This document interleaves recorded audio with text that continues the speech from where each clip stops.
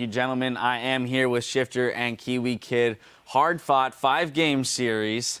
Definitely not easy. Starting out 2-0, having a few missteps, but then getting back into it. Immediately, what I want to ask you guys, and Shifter, I'll direct this to you. What did you guys do in these off weeks to prepare for this match specifically? Because you had a fair amount of time with the LCS playoffs going on. Generally, you know, during the LCS, you have 1 week prep for one game. Now you had like 3 weeks prep for this. So what were the preparations and practice like going into this matchup?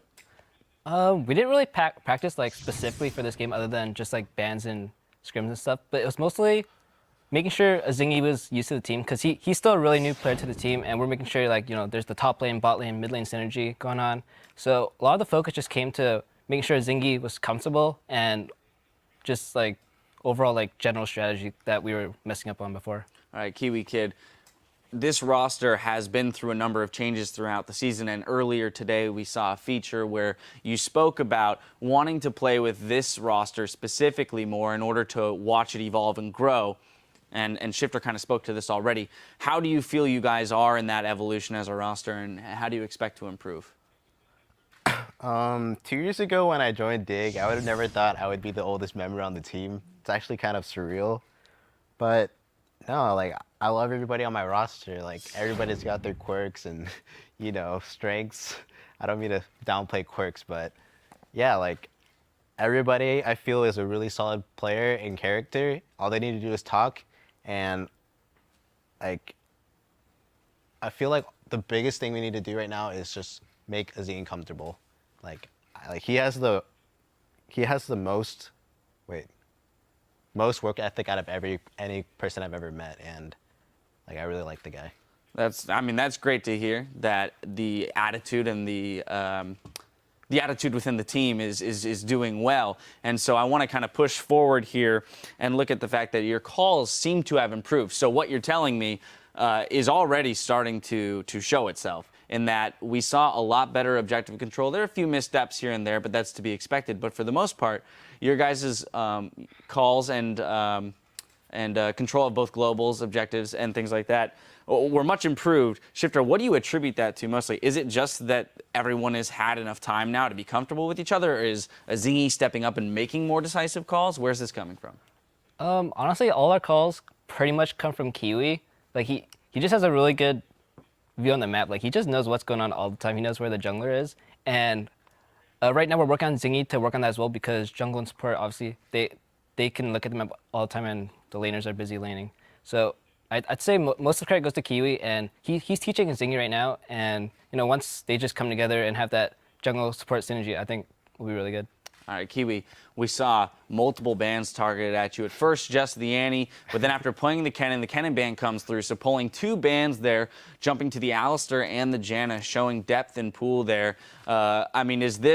Do you kind of see that as a privilege almost, that you can pull that kind of response from enemy teams and lighten the load on the rest of your teammates? Yeah, I think it's actually really cool, and I mean, I'm really proud of myself. Like, I like to be humble, but I feel like this is kind of still being humble. Like, there's no shame in being a little proud of yourself, and I feel like over the past few months, I've expanded my champ pool like significantly, and I've like, man, I want to say like I've got better at my spacing, but I don't feel too well about this series because I definitely face checked a lot, and I'm still working on that. Unfortunately, like, it's kind of pathetic that it hasn't been fixed yet.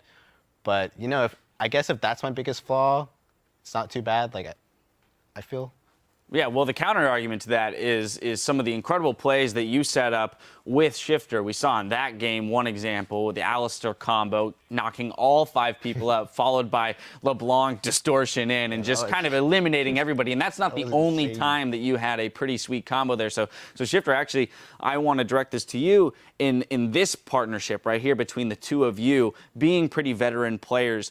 What's the communication like between you two that's allowing you guys to set up some pretty massive plays like this? Honestly, me and Kiwi are just like, we're really similar, like personality-wise. Like we chill a lot outside of the game and in-game.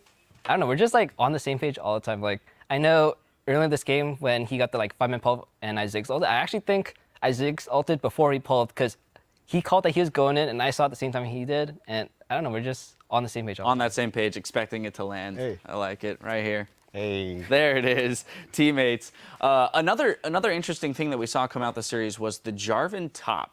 And neither of you are Gamsu, but maybe you can answer for him. Yeah. Where exactly did that come from? Yeah, I've actually duoed with Gamsu, and he just all of a sudden started playing Jarvan top. Like, I think he just really enjoys the champion. And he was just kind of relieved that Jarvan stopped being a good jungler, so now, like, he could play at top. And, you know, his top is, like, really good. It kind of reminds me of PDD from, like, Season 2. I think it was Season 2. And, yeah, he really enjoys it. And I think he knows a lot of the matchups. And, you know, just like a little twist pick, like, out of the meta pick can throw a lot of, you know, players off. And I feel like that's what it did.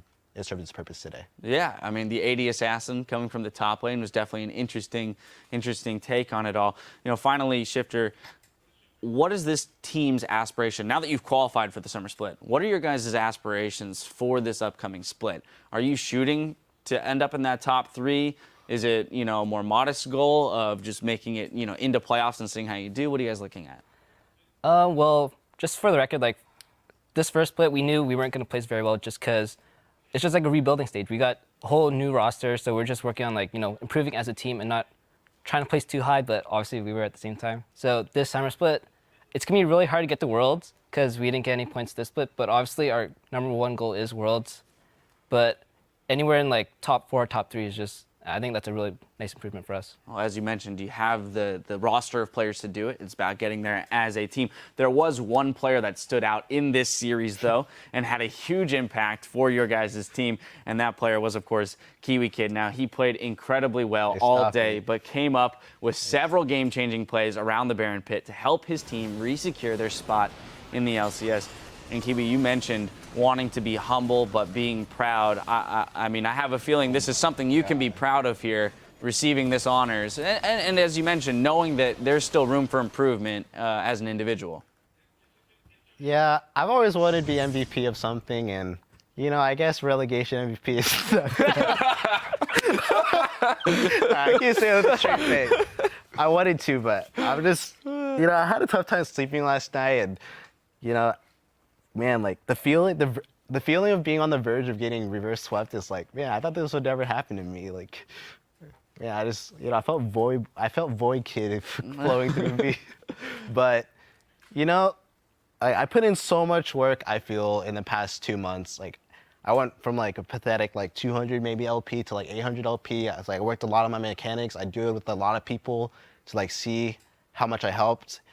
And one of those persons was Altec from Winterfox. He's about to play, I think. Yeah, who we're going to see. And, man, I feel like I owe the win to him because he, like, convinced me Alistar was good. And I was like, are you sure? I was like, dude, do it. And I was like, sure. And then, you know, here I am, just, like, really cut from Alistar. And I do definitely believe in Alistar now. Yeah, well, and it paid off. And to be honest, it's in those moments when you are about to be reverse swept and you have the composure to make the 5-man Alistar combo that wins the game. I think that's the moment that I would point to and say that's a stellar player right there shining through. So my congratulations to you on winning that honors, but also to the both of you and the organization for requalifying to the LCS this summer. And I wish you the best of luck when you guys get there. Now, we have only just hit the halfway mark, but when we come back, we'll head into our second series of the day with Winterfox taking on TDK.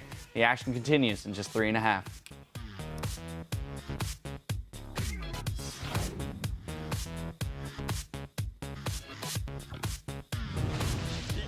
Good. Why don't we sing a Curry classic, Jai Ho? Oh my god. Has distortion to jump back to. Jukes one, but in comes Huhi. The spell shield, wow, nearly gets him killed anyway, and Shifter gets him! I got him, I think. Maybe. Nice shot. Nice shot. Nice. How long's the last whisper? Go hack. I'm getting okay. Hack.